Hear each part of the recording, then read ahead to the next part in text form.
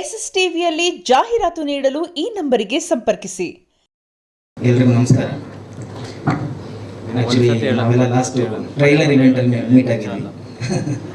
So ಆವಾಗೊಂದು release date ಇತ್ತು. But cinema ಎಲ್ಲ ಮುಗಿಸಿ ಕೆಲಸಗಾರ ಎಲ್ಲ ಮುಗಿಸಿ ಸಿನಿಮಾ ನಮ್ಮ ಕೈಗೆ ಬಂದ ಟೈಮಲ್ಲಿ ನಮಗನ್ಸಿದ್ದು ಅಂದರೆ ರಿಲೀಸ್ಗೆ ಇನ್ನೇನು ಕೆಲವೇ ದಿವಸ ಇರಬೇಕಾದ್ರೆ ಅನ್ನಿಸ್ತು. ಅಂದರೆ ಎಲ್ಲೋ ನಾವು ಜನರಿಗೆ ಜಾಸ್ತಿ ತಲುಪಲಿಲ್ಲ ಅನ್ನೋದು. ಅಂದರೆ ನಾವೆಲ್ಲರೂ ಸಿನಿಮಾ ಮಾಡೋದು ಜನ ಬಂದು ಥಿಯೇಟ್ರಲ್ಲಿ ಕೂತು ಸಿನಿಮಾ ನೋಡಲಿ ಅನ್ನೋ ಒಂದೇ ಒಂದು ಕಾರಣಕ್ಕೆ.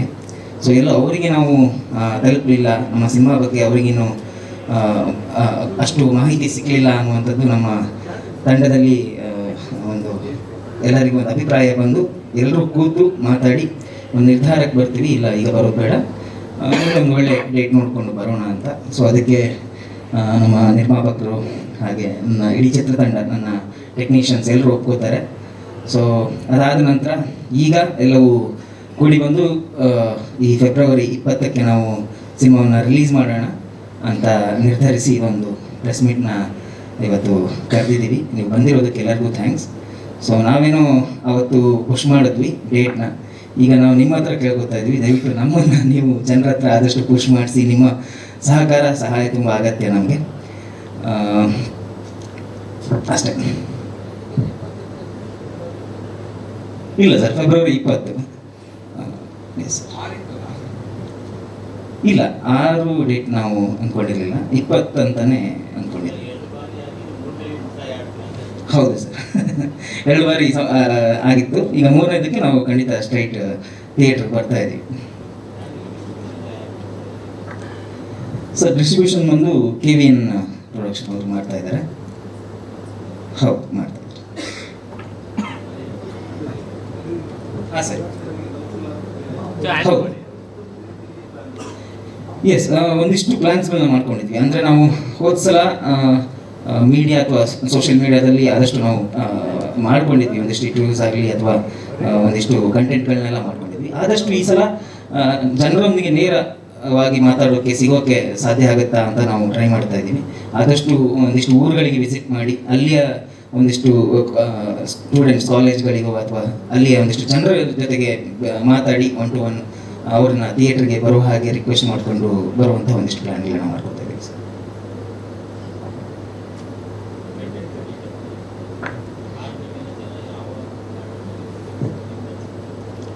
ಸರ್. ಅಂದರೆ ಮಾನವಿ ಒಂದು ಒಳ್ಳೆಯ ಕಥೆ ಸರ್. ಮೊದಲನೇದಾಗಿ ಒಂದಿಷ್ಟು ವಿಷಯಗಳಿದೆ. ಅಂದರೆ ಹುಲಿವೇಷದ ಹಿನ್ನೆಲೆ ಆಗಿರ್ಬೋದು ಅಥವಾ ಕರಾವಳಿ ಭಾಗದಲ್ಲಿ ನಡೆಯುವಂತಹ ಒಂದು ಒಳ್ಳೆಯ ಪ್ರೇಮ ಕಥೆ. ಸೊ ಅಲ್ಲಿ ಎಲ್ಲವೂ ಇದೆ. ಅಂದರೆ ಆ್ಯಕ್ಷನ್ ಇದೆ, ರೊಮ್ಯಾನ್ಸ್ ಇದೆ, ಎಮೋಷನ್ಸ್ ಇದೆ, ಕಾಮಿಡಿ ಇದೆ, ಎಲ್ಲವೂ ಇದೆ.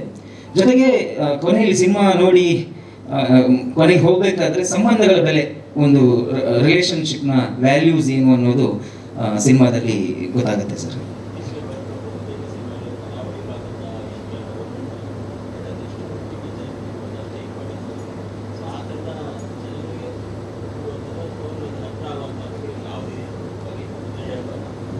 ಅಂದರೆ ಹರ್ಟ್ ಆಗುವಂಥ ಅಂಶಗಳು ಖಂಡಿತ ಯಾವುದೂ ಇಲ್ಲ. ಈ ಕಥೆ ಯಾಕೆ ಕರಾವಳಿಗೆ ನಾವು ಆಯ್ಕೆ ಮಾಡ್ಕೊಂಡ್ವಿ ಅಂದರೆ ಇದರಲ್ಲಿ ಹುಲಿವೇಷ ಬರುವಂಥದ್ದು. ಮಾರ್ನಮಿ ಅಂದರೆ ದಸರಾ, ಮಂಗಳೂರಿನ ದಸರಾ ಅಂತ. ಸೊ ಹುಲಿವೇಷ ಈ ಚಿತ್ರದಲ್ಲಿ ತುಂಬ ಒಂದು ಪಾತ್ರ, ಅದರ ಪಾತ್ರ ಕೂಡ ಒಂದು ಇಂಪಾರ್ಟೆನ್ಸ್ ಇದೆ.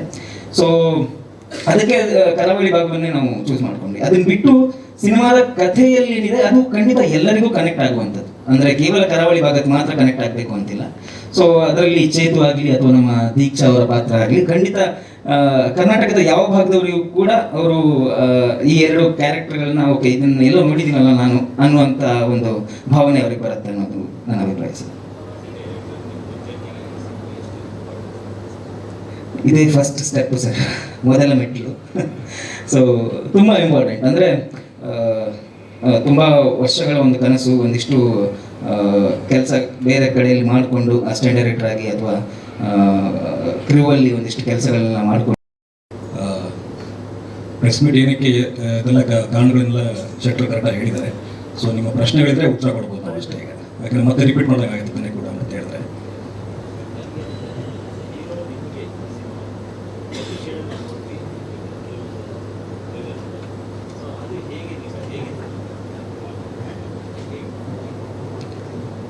ಎರಡು ಶೇಡ್ ಅಂತ ಏನು ಹೇಳಿದ್ರೆ ಅದೇ ಕಥೆನ ನಾವು ತೋರಿಸಿದ ಹಾಗೆ ಒಂದು ಹಸು ಹುಲಿಯಾದ ಕಥೆ ಅಂತ ಒಂದು ತೋರಿಸ್ತೀವಿ. ಮ್ಯಾನೇಜ್ ಮಾಡೋದಕ್ಕೇನಿಲ್ಲ, ಕಥೆಯಲ್ಲಿ ಆ ಕ್ಯಾರೆಕ್ಟರ್ ತುಂಬ ಚೆನ್ನಾಗಿ ನೀಟಾಗಿ ನನಗೆ ಎಕ್ಸ್ಪ್ಲೈನ್ ಮಾಡಿದ್ರು.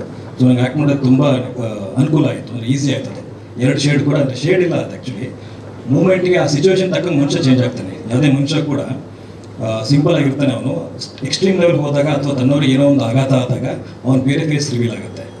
ಆ ಥರದಲ್ಲಿ ಒಂದು ಕಂಡಿರೋಂಥ ಒಂದು ಮುಖ ಅದು. ಸೊ ಅದರಲ್ಲಿ ಬೇರೆ ಬೇರೆ ಫೇಸ್ಗಳೇನಿಲ್ಲ, ಅದು ಆ ಸಿಚುವೇಶನ್ ತಕ್ಕಂಗೆ ನಾವು ಚೇಂಜ್ ಆಗೋದು ಅಷ್ಟೇ. ಅಲ್ಲಿ ಅದು ಕಷ್ಟ ಅಂತ ಅನಿಸಿಲ್ಲ ಸರ್ ನನಗೆ.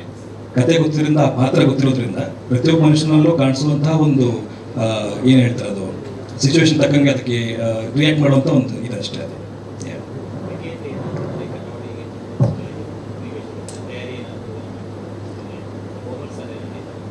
ಹುಲಿ ವೇಷಕ್ಕೆ ತುಂಬ ತಯಾರಿ ಮಾಡುತ್ತೆ ಸರ್, ಯಾಕಂದರೆ ಅದು ನಮ್ಮ ಒಂದು ಇದಲ್ಲ, ಕಲ್ಚರ್ ಅಲ್ಲ, ಅದು ಹೊಸದಾಗಿ ಕಲ್ತು ಮಾಡಿರೋದ್ರಿಂದ. ಆ್ಯಂಡ್ ಯಾರಿಗೂ ಅನಿಸ್ಬಾರ್ದು ಇವನು ಕಲ್ತು ಮಾಡ್ದ ಅಥವಾ ಇಲ್ಲಿಯವನಲ್ಲ ಅನ್ನೋ ಭಾವನೆ ಬರಬಾರ್ದು ಯಾರು ಕೂಡ ಸಿನಿಮಾ ಮಾಡಿದಾಗ. ಅದು ಒಂದಾಮೇಲೆ ಭಾಷೆ ಸರ್, ಭಾಷೆ ಮಂಗಳೂರು ಭಾಷೆ, ಅದೊಂದು ಆಕ್ಸೆಂಟ್ ಇರುತ್ತೆ, ಅದನ್ನು ಹಿಡಿಬೇಕಾಗತ್ತೆ ನಾವು. ದಾವಣಗೆರೆ ಸರ್, ಹಾಂ, ಅದಕ್ಕೂ ಟ್ರೈನಿಂಗ್ ಇತ್ತು ಸರ್ ನಮಗೆ. ಒಂದಿಷ್ಟು ತಿಂಗಳು ನಾನು ಅಲ್ಲೇ ಕೂತ್ಕೊಂಡು ಇವರೊಟ್ಟಿಗೆ, ನನಗೆ ಚೈತ್ರ ಅವ್ರಿಗೆ ಎಲ್ಲರೂ ಕೂಡ ನಮಗೆ ವರ್ಕ್ಶಾಪ್ ಇತ್ತು. ವರ್ಕ್ಶಾಪಲ್ಲೆಲ್ಲ ನಮಗೆ ಅದನ್ನ ಹೇಳ್ಕೊಟ್ರು, ಆ ಸ್ಲ್ಯಾಂಗು ಲೋಕಲ್ ಓಡಾಡಿದ್ವಿ, ಒಂದಿಷ್ಟು ತಿಂಗಳು ಅಲ್ಲೇ ಇದ್ವಿ, ಮಂಗಳೂರಲ್ಲಿ ಇದ್ವಿ, ಅಲ್ಲೆಲ್ಲ ತಿಳ್ಕೊಂಡು ಆಮೇಲೆ ಗೊತ್ತಿತ್ತು. ಹೌದು ಸರ್, ನಮ್ಮದು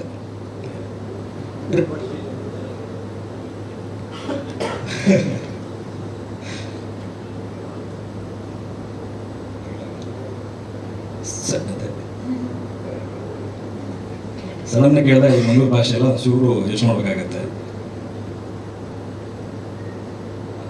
ಎಂತ ಮಾದ್ರೆ ಊಟ ಆಯ್ತಾ, ಇದು ಹೇಳ್ಬೋದಷ್ಟೇ, ಸಿಂಪಲ್ ಆಗಿ ಹೇಳ್ಬೋದು, ಆದರೆ ಇದು ಹೇಳ್ಬೋದಷ್ಟೇ.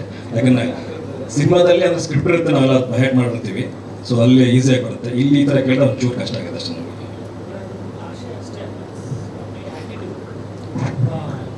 ಮಂಗಳೂರ ಹುಟ್ಟಿ ಬೆಳೆದವ್ರಿಗೆ ಆ ಭಾಷೆ ಅಲ್ಲದೆ ಇದ್ದು ಆ ಭಾಷೆ ಇಡೀ ಬಾಡಿಯಲ್ಲಿ ಕಾಣುತ್ತೆ, ಕಂಪ್ಲೀಟ್ ಆ್ಯಟಿಟ್ಯೂಡ್ ಅದು.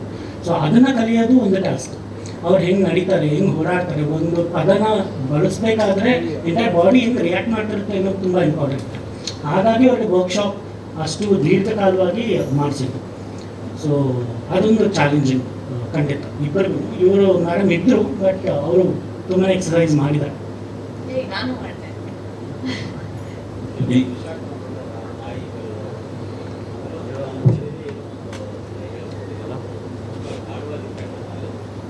ಏನಿದೆ ನಿಮ್ಮ ಅದು ಬಿಟ್ಟು ಸಿನಿಮಾದಲ್ಲಿ ತುಂಬಾ ಇದೆ. ಇದ್ರಲ್ಲಿ ನಾವು ಸುಮ್ಮನೆ ನಿಮಗೆ ಟೀಸ್ ಮಾಡಕ್ಕೆ ಇದನ್ನು ತೋರಿಸಿರೋದು. ಬಟ್ ಕಾಂಪ್ಲೆಕ್ಸಿಟೀಸ್ ಆಫ್ ರಿಲೇಶನ್ಶಿಪ್ಸ್ ಇದೆಯಲ್ವಾ, ಅದು ಯಾರೇ ಆಗಿರ್ಬೋದು, ಫ್ರೆಂಡ್ಸ್ ಇರ್ಬೋದು, ಇಲ್ಲ ಯಾವುದೋ ಒಂದು ಗ್ಯಾಂಗ್. ಇಲ್ಲಿ ಎರಡು ಹುಲಿ ವೇಷದ ತಂಡಗಳಿರುತ್ತೆ ಊರಲ್ಲಿ.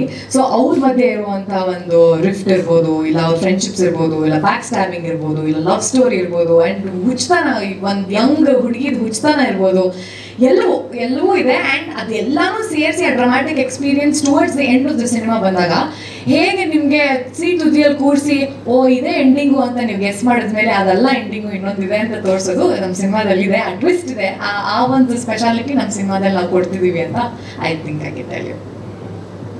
ಆಮೇಲೆ ಟ್ರೈಲರ್ ಲಾಸ್ಟಿಗೆ ನಾವು ಚೇತುವಿನ ಕಥೆ ಹೇಳ್ತೀವಿ ಅಂತ ಹೇಳ್ತಾರೆ. ಆಸ್ ಎ ಲೀಡ್ ಆಗಿ ನಿಮಗೆ ಏನಿಸ್ತಾ ಇದೆ ಅದ್ರ ಬಗ್ಗೆ? ಕರೆಕ್ಟ್. ಅಂದ್ರೆ ಅದು ಚೇತು ಪಾಯಿಂಟ್ ಆಫ್ ವ್ಯೂ ಅಲ್ಲಿ ಕತೆ ಹೋದಾಗ ಅದು ಚೇತುವಿನ ಕತೆ ಆಗುತ್ತೆ. ಬಟ್ ಇವಾಗ ನಾನು ಆಕ್ಟ್ ಮಾಡ್ತಿರ್ಬೇಕಾದ್ರೆ ನಾನು ದೀಕ್ಷಳ ಕತೆ ಅನ್ಕೊಂಡೇ ಮಾಡ್ತಾ ಇರ್ತೀನಿ.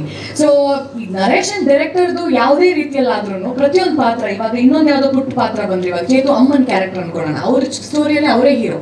ಸೊ ಅವ್ರಿಗೆ ಅಂತ ಒಂದು ಕತೆ ಮಾಡಿದ್ರೆ ಅವ್ರ ಫಿಲ್ಮ್ ಪೂರ್ತಿ ಅವರೇ ಇರ್ತಾರೆ. ಸೊ ನಾವು ಯಾವ ಕತೆ, ಓಕೆ, ಒಬ್ಬರನ್ನ point of center of attraction ಆಗಿಟ್ಟು ಎಲ್ಲವನ್ನೂ ಅದ್ರ ಸುತ್ತ ಎಣಿಬೇಕಾದಾಗ ಯಾವುದು ಸರಿ ಅಂತ ಅನ್ನಿಸಿದಾಗ ಚೇತು ಅಲ್ಲಿದ್ರೆ ಎಲ್ಲ ಕತೆಗಳನ್ನು ಅಲ್ಲಿ ಮಧ್ಯದಲ್ಲಿ ತಂದು ನಿಲ್ಲಿಸ್ಬೋದು ಅನ್ನೋದು ಒಂದು ಇರುತ್ತೆ. ನನ್ನ ಕತೆ ಕೇಳುವಾಗಲೂ ಪ್ರತಿಯೊಂದು ಸಿನಿಮಾದಲ್ಲೂ ಹಾಗೆ ಯೋಚನೆ ಮಾಡೋದು ಕೂಡ. ಅದರಲ್ಲಿ ಯಾರು ಲೀಡು, ಯಾರಿಗೆ ಸ್ಕ್ರೀನ್ ಸ್ಪೇಸ್ ಜಾಸ್ತಿ ಸಿಗತ್ತೆ, ಇಲ್ಲ ಎಷ್ಟು ನಿಮಿಷ ಬರ್ತೀನಿ ಅನ್ನೋದಕ್ಕಿಂತ ಮೊದಲನೇ 2 minutes ಅಲ್ಲಿ ಒಂದು ಪಾತ್ರ ಸತ್ತೋಯ್ತು, ಬಟ್ ಇಡೀ ಸಿನಿಮಾದಲ್ಲಿ ಆ ಪಾತ್ರದ ಇಂಪ್ಯಾಕ್ಟ್ ಇದೆ ಅಂದರೆ ನಾನು ಖಂಡಿತವಾಗ್ಲೂ ಆ ಸಿನಿಮಾ ತಗೊಳ್ತೀನಿ. ಸೊ ಹಂಗೆ ತೊಗೊಂಡು ಹೋಗ್ತದ್ದು. ಸೊ ನನಗೇನು ಅನ್ಸಲ್ಲ. ನನಗೆ ಐ ಥಿಂಕ್ ಕಥೆ ಈಸ್ ಇಂಪಾರ್ಟೆಂಟ್. ಆ್ಯಂಡ್ ಯಾರು ಅದ್ರ ಮುಖ್ಯ ಭೂಮಿಕೆಯಲ್ಲಿ ಮಾಡ್ತಾ ಇದ್ದಾರೆ ಅನ್ನೋದಕ್ಕಿಂತ ಕಥೆಯಲ್ಲಿ ಹೇಗೆ ಅದು ಕನೆಕ್ಟ್ ಆಗ್ತಿದೆ ಜನಕ್ಕೆ, ಆ್ಯಂಡ್ ಹೆಂಗೆ ಇಂಪ್ಯಾಕ್ಟ್ಫುಲ್ ಆಗಿರುತ್ತೆ ಅನ್ನೋದು. ಸೊ ಅದು ಖಂಡಿತವಾಗ್ಲೂ ಈ ಸಿನಿಮಾದಲ್ಲಿದೆ. So I was very happy taking the cinema.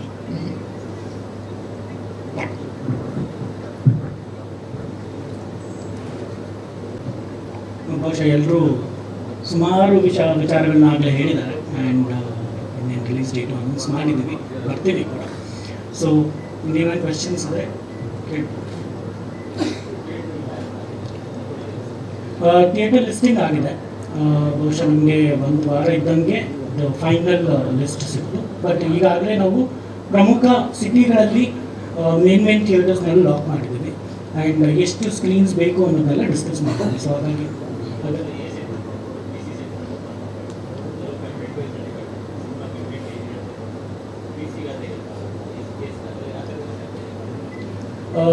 Exactly ಆ ಕ್ಯಾಲ್ಕುಲೇಷನ್ಸ್ ಅಂತ ಏನು ಮಾಡಿಲ್ಲ ಸರ್. ನಾವೇನು ಮಾಡಿದ್ದೀವಿ, ನಮ್ಮದು ಎಲ್ಲೆಲ್ಲಿ ರೀಚ್ ಆಗುತ್ತೆ ಅನ್ನೋದು ಒಂದು ಐಡಿಯಾ, ಫೇರ್ ಐಡಿಯಾ ಇದೆ.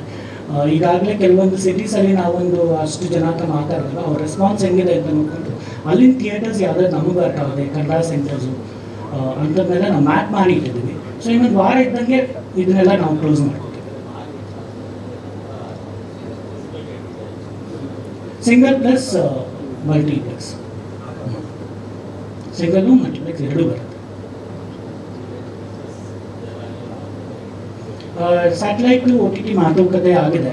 ಸೊ ಕ್ಲೋಸರ್ಸ್ ಇನ್ನೂ ನಾವು ಯಾವುದೂ ಮಾಡಿಲ್ಲ, ಬಿಕಾಸ್ ಎಲ್ಲ ಹಂಗೆ ನಮ್ಮಲ್ಲಿ ಡಿಸ್ಕಷನ್ಸಲ್ಲೇ ಇದೆ.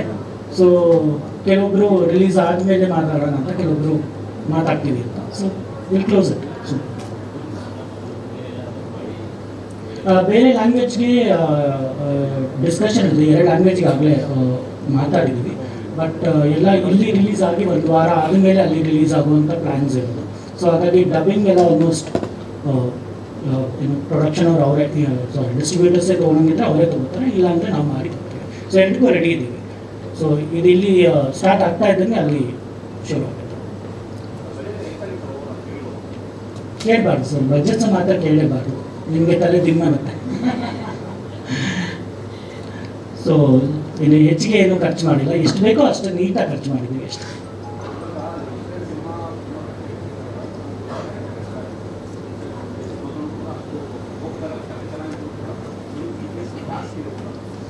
ಸರ್ ಇಲ್ಲಿ 2 ವಿಚಾರ ಇದೆ ಸರ್. ಒಂದು, ಜನ ಸಿನಿಮಾಗೆ ಬರ್ತಿಲ್ಲ ಅನ್ನೋದು, ಆಯಿತಾ, ಅದಕ್ಕೆ ಎಷ್ಟೊಂದು ರೀಸನ್ಸ್ ಇದೆ, ಆಯಿತಾ. ಕಂಟೆಂಟ್ ಚೆನ್ನಾಗಿಲ್ಲ ಅಂತ ಹೇಳಬೇಕು ಅಂದರೆ ಕಂಟೆಂಟ್ನ ಫಸ್ಟ್ ನೋಡಬೇಕು ಜನ. ಕಂಟೆಂಟ್ನ ನೋಡಬೇಕಂದ್ರೆ ನಾನು ಕಂಟೆಂಟ್ನ ಜನಕ್ಕೆ ಕಳಿಸಿರ್ಬೇಕು ಮುಂಚೆ.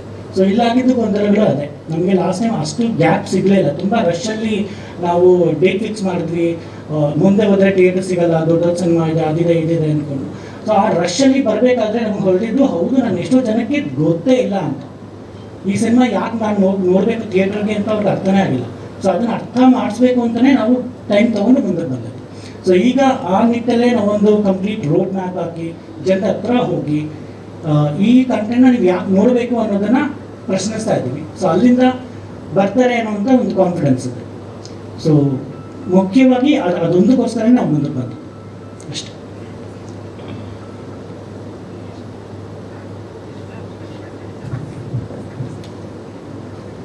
ಎಲ್ರಿಗೂ ನಮಸ್ಕಾರ.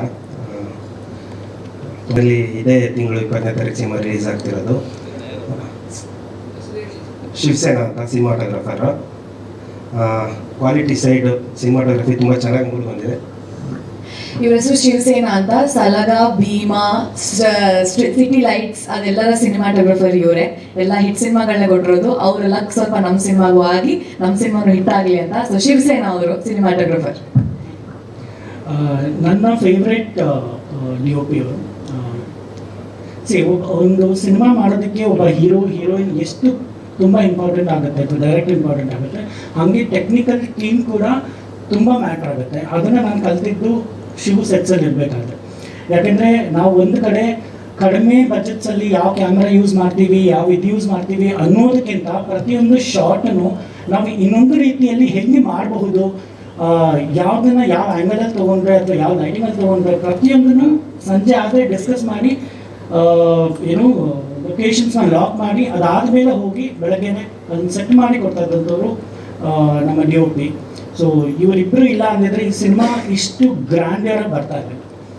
ಸೊ ಅದಕ್ಕೆ ಕಾರಣ ಇವರಿಬ್ಬರು. I am very thankful to them. ಎಲ್ಲ ನಮ್ಮ ಪ್ರೊಡ್ಯೂಸರ್ ಸರ್ ತಿಳಿಸಿದ್ರು. ಇಲ್ಲ, ಒಂದು ಖುಷಿ ಇದೆ ಈ ಸಿನಿಮಾದಲ್ಲಿ ನಾನು ಭಾಗವಾಗಿದ್ದು, ಕೆಲಸ ಮಾಡಿದ್ದು. ಆ ಜಾಗದ ವೈಭವನ ತುಂಬ ಚೆನ್ನಾಗಿ ಚಿತ್ರೀಕರಿಸಲಾಗಿದೆ ಈ ಸಿನಿಮಾದಲ್ಲಿ. ಖುಷಿ ಇದೆ.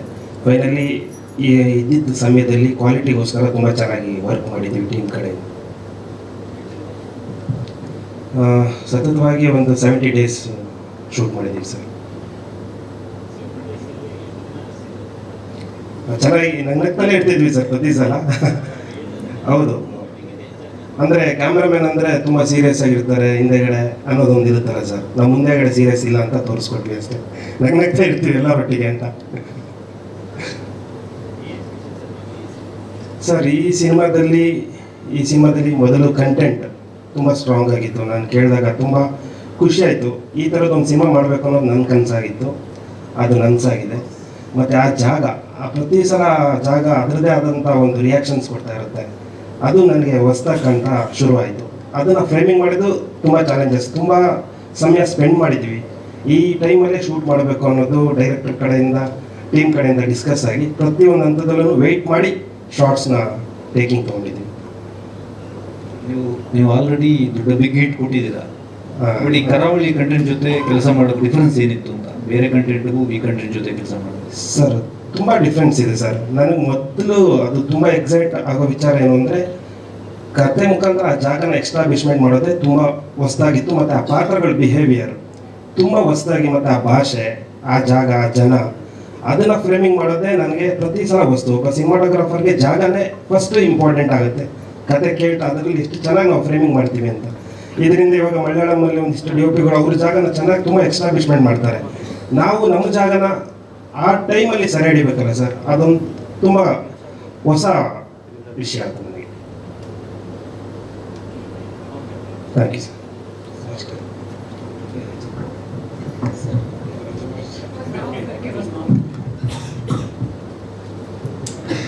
ಎಸ್, ನಮ್ಮ ಫೈಟ್ ಮಾಸ್ಟರು ಅರ್ಜುನ್ ಮಾಸ್ಟರು ಈಗಾಗಲೇ ನಿಮಗೆಲ್ಲ ಗೊತ್ತಿರೋ ಹಾಗೆ ಕಾಣ್ತಾ ಇರೋಂಥ ಒಂದು ಸ್ಟ್ರೈಟ್ ಆಗಿ ಈ ಆ್ಯಕ್ಷನ್ಸು ಈ ಸಿನಿಮಾದಲ್ಲಿ ಯಾವುದೇ ಥರ ಗಿಮಿಕ್ ಆ್ಯಕ್ಷನ್ ಇಲ್ದಿರ, ಸೊ ತುಂಬ ಮ್ಯಾಕ್ಸಿಮಮ್ ರಿಯಲಿಸ್ಟಿಕ್ ಅಪ್ರೋಚ್ ಇದೆ ಈ ಇದರಲ್ಲಿರೋ ಆ್ಯಕ್ಷನ್ಸ್ಗಳೆಲ್ಲ. ಡೈರೆಕ್ಟ್ ಹೇಳ್ದಂಗೆ 3 ಆ್ಯಕ್ಷನ್ ಸೀಕ್ವೆನ್ಸ್ ಇದೆ, ಬಟ್ ಅದೆಲ್ಲ ನಿಮ್ಗೆ ಸಪ್ರೇಟ್ ಆಗಿರಲ್ಲ, ಯಾವುದು ಸಿನಿಮಾಯಿಂದ ಹೊರಗಡೆ ತೆಗೆದು ಇಟ್ಟು. ಇವಾಗ ಈ ರೀಸೆಂಟ್ ಟೈಮ್ನಲ್ಲೆಲ್ಲ ತುಂಬ ಸ್ಲೋ ಮೋಷನ್ ಇಟ್ಟು ನೀವು ಆ ಫೈಟ್ನ ತೆಗೆದ್ರು ಕತೆ ಓಡುತ್ತೆ ಸಿನಿಮಾ. ಆ ಥರ ಇಲ್ಲಿರ ಕತೆ ಜೊತೆನೇ, ಆ ಫ್ಲೋ ಜೊತೆನೇ ಇರೋಂಥ ಆ್ಯಕ್ಷನ್ಸ್ಗಳು ಇದರಲ್ಲಿ ಮೂಡ್ ಬಂದಿದೆ. ಸೊ ಮತ್ತು ತುಂಬ ರಿಯಲಿಸ್ಟಿಕ್ ಆಗಿ ಮಾಡಿದ್ದೀವಿ, ಯಾವುದೇ ಸ್ಲೋ ಮೋಷನ್ಸು ಆ ಥರ ಇಲ್ಲಿರ ತುಂಬ ಲೈವ್ ಅನಿಸುತ್ತೆ. ಇವಾಗ ಯಾವುದೇ ಒಂದು ಹೀರೋ ಫೈಟ್ ಮಾಡೋ ಥರ ಯಾವುದಿರಲ್ಲ.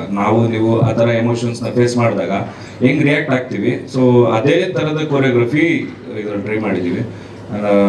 ಸಿನಿಮಾಟೋಗ್ರಫಿ ಶಿವಸೇನಾ ಸರ್ ಅದರಲ್ಲಿ ತುಂಬ ಸಪೋರ್ಟಿವ್ ಇದೆ, ಯಾಕಂದರೆ ಈ ಲೈವ್ ಲೊಕೇಶನ್ಸ್ಗಳಲ್ಲಿ ತುಂಬ ಟ್ರೈ ಮಾಡಿದ್ವಿ ಆ್ಯಕ್ಷನ್ಸ್ ಎಲ್ಲ, ಲೈಕ್ ಚೇಸಿಂಗ್ ಎಲ್ಲ.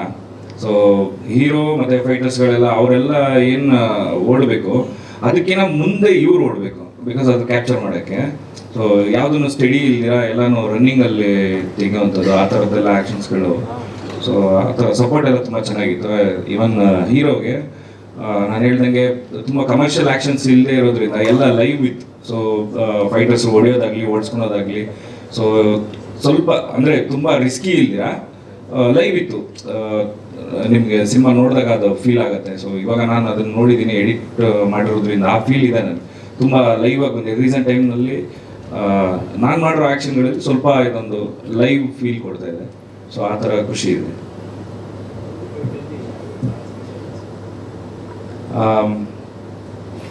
ಮೂರು ಚೆನ್ನಾಗಿದೆ. ಚೇಸ್, ಅದೇ ನಾನು ಹೇಳ್ದಂಗೆ ಅದು ಒಂದು ಚೇಸ್ ಇದೆ ಒಂದು ರನ್ನಿಂಗಲ್ಲಿ.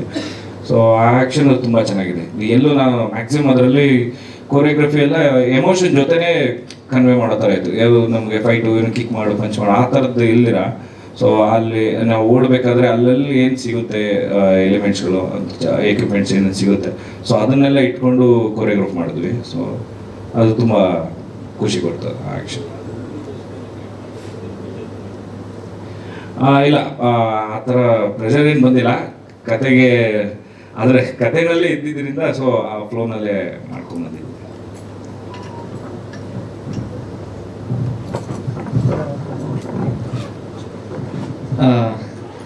ವರದರಾಜ್ ಕಾಮತ್ ಅಂತ ನಮ್ಮ ಸಿನಿಮಾದ SS ಟಿವಿ ಸಿನಿಮಾ ಜಗತ್ತಿನ ಕ್ಷಣ ಕ್ಷಣದ ಸುದ್ದಿಯೊಂದಿಗೆ.